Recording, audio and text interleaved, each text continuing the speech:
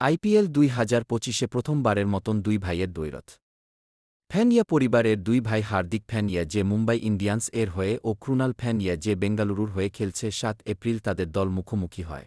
ক্রুনাল এর দলের প্রথম ব্যাটিং পায় আর বিরাট কোহলি উড়ন্ত সূচনা এনে দেয় এবং রজত পতিদার ফিনিশিং টাচ খুব ভালো মতন দেয় যার কারণে একটা হিউজ টোটাল কালেক্ট করতে পারে।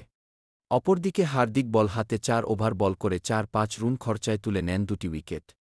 মুম্বাই এর ইনিংস এর শুরুতে রোহিত এর ব্যর্থতা দেন রিকভারি করার চেষ্টায় হার্দিক পান্ডিয়া এর ঝড় ইনিংস।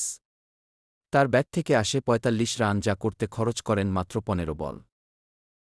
মুম্বাই এর ইনিংস এর ধস নামায় ক্রুনাল পান্ডিয়া গুরুত্বপূর্ণ ৪টা উইকেট তুলে নেন তার নির্দিষ্ট ৪ ওভার এতে খরচ করে বসেন তার ভাইয়ের দেয়া রান এর সমান ৪৫ রান।